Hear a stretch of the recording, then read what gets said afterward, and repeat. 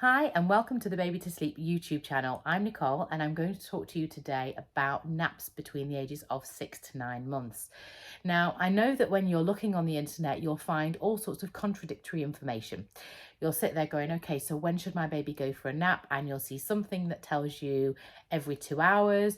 You'll find another thing that tells you to allow your baby to have half an hour in the morning and a 2-hour lunchtime nap and all these types of things. And you'll sit there going, well, what am I actually supposed to do?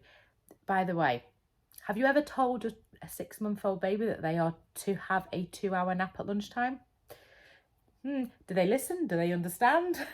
Not really. They'll sleep what they actually need and what they're capable of. And we as parents need to put into place really good routines and make sure we're understanding our babies and understanding what their sleep cues are, so they can then follow their child and put them down for a nap at the time when they are ready. Because if you put a tired baby down for a nap, you'll get a much better nap than trying to put an overtired baby down. Okay, so I must stress these bits of information I'm going to give you are very much a guide.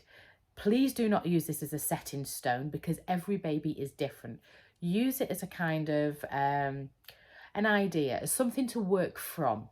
Because if you find that you try it and you think, actually, do you know what? It's not quite right, but I could tweak it a little bit. Now I've got a bit more of an understanding. That might be enough to get you where you want to be. But what I've found is this tends to work for pretty much nearly all the babies that I've worked with in this kind of age bracket. But I'm going to give you an idea. So by 5 months, you tend to find babies tend to be on about 4 naps a day. Now, it could be all half an hour naps, in which case that might be a bit problematic for when you're coming up to this 6-month period. It could be that these 5 naps are all 1-hour naps, which actually would be ideal. But then by the time we get to 6 months, they start to transition down to 3 naps a day. Sleep's changed a lot in those first 6 months and the sleep cycles are formed now, and actually they can tolerate being awake a little bit longer between their sleeps, but it's how we structure it. So by about 6 months, they tend to be on 3 naps a day and an average of about 3.5 hours of sleep a day. Now, the amount of people that kind of go, what? 3.5 hours in a day over 3 naps? Yeah.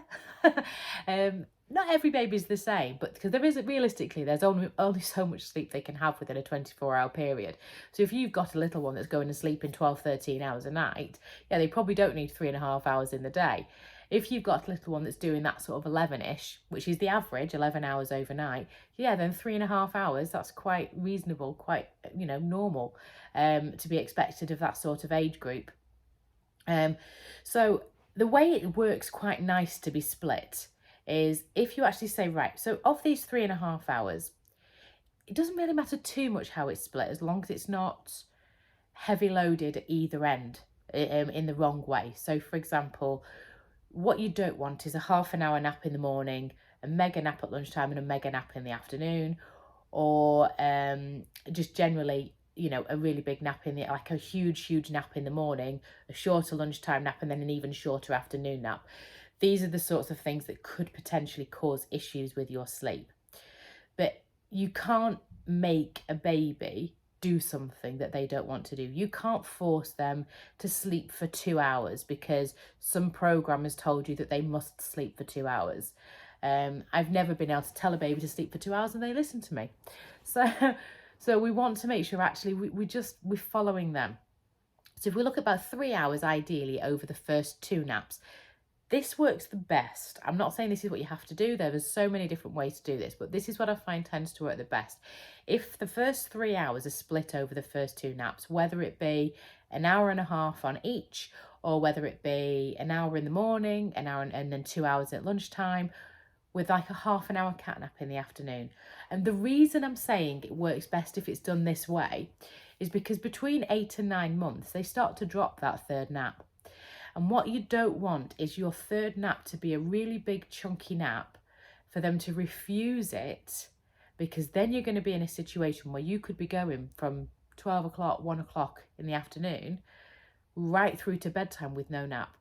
And if that happens, the chances are your baby is going to be very dysregulated, very, very overtired, and struggling and cranky and whiny and crying an awful lot. And it's potentially going to cause you issues through the night. So this is the reason we really don't want to have that last nap as a really big heavy nap when we're on 3 naps a day. So it could be that they're all an hour and 10 minutes each. It's not the end of the world, but if in an ideal, it's nice if you can get the big chunk over the first 2 naps. You don't want to end up in a place where you're having a 2.5 hour nap in the morning followed by 2 half-an-hours, because again, the way the naps are, it's not just about how much sleep. It's making sure they're awake for long enough between the sleeps and they're not awake for too long, because even if they were getting 3.5 hours during the day, if that is heavy loaded and the majority is at the beginning, that could potentially be a bit more of an extension of their night's sleep. And if that's happening and then you end up with 2 half-an-hours, they're not really getting enough sleep to get them through the day. Sleep is really important because sleep is the bit where they're processing. So they learn a new skill, they have a nap, they just process things and digest, and then they get up and they start again. So these are really important factors to take into account why naps are really, really important for children. So to give you an idea, 6-month-old that sleeps well tends to manage about 90 minutes before they go down for their first nap. Now, very much depending on what happens on that first nap is going to depend on what happens when that second nap is. So if they have an hour in the morning, you'll probably find you can get to 2 hours before they need that second nap. If they have an hour in the afternoon again at lunchtime, or an hour and a half, you can probably stretch them 2 hours 15 or something like that between the first nap and second nap. And then if they have that cat nap again or another nap, you can probably stretch them 2.5, maximum 3 hours between the last nap and bedtime. If you're finding though that that first nap is proving to just be half an hour, you're probably going to struggle to get them to 2 hours awake. So you might temporarily need to bring that down a little bit. And just, you know, if you're stuck on cat naps, you might still be on 4 naps. And it's more than likely, if you're on 4 cat naps a day, it's possibly more to do with the fact that the timings just haven't quite been right.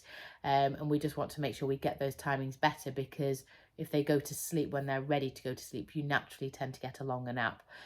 You can get habitual wakings at 30 minutes, but it's more likely to do with the fact that they're coming out of that deep sleep and they just ping awake, which is really, really common for an overtired. And it can happen for an undertired baby as well, so it's getting it right. So you tend to be looking at around 90 minutes in the morning, 2 to 2 hours and 15 in between nap 1 and nap 2, and about 2 hours 15 to 2 hours 30 between nap 2 and nap 3, and 2.5 to 3 hours between the last nap and bedtime. That's if the naps are sitting quite nicely and they're nice and chunky during the day. That's to give you an idea. Now, what tends to happen is they get that little bit older, between 8 and 9 months, they start to drop that third nap. So when they're starting to drop that third nap, you then need to consider how you're going to do this, because actually, do we suddenly just put them on 2 naps a day and keep bedtime the same? That's not really ideal. So you might find that you start needing to slowly extend the wake period from waking up in the morning and going down for that first nap. And it might only be by 10 minutes. And you just move it ever so slightly. And again, you'll extend the gap between nap 1 and nap 2. And while you're transitioning from 3 naps to 2, you might find you're stuck in a bit of an early to bed scenario. Not the end of the world, I promise you, because then you can just gradually sneak it later and later as you start getting them used to being able to be awake for longer. And by about 9 months, they tend to be sitting on about 3 hours a day. So that's just to give you a bit of an idea of what tends to happen between 6 and 9 months with those naps. If you want more information on any sort of baby sleep, subscribe to the YouTube channel. There's new videos that come out every single week on a Friday. And if you're subscribed to the YouTube channel, you'll get a ping to say new video, come and join us and see what we're all about. So there's loads of stuff coming your way. And if you're really struggling with your little one's sleep, please head over to babytosleep.co.uk and have a look at the online support and the personalised support.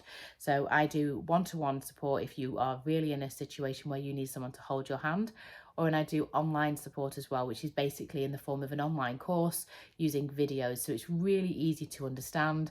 If you've liked the way I've actually explained things on here, you'll love the videos, and all the plans come with 2 months online support as well in a private Facebook group. So you can go and have a look at those, and they are from 6 months up to 6 years at the moment. But if you are struggling, I do work with families from birth right through to 6 years. and I'll see you all soon. See you later. Bye.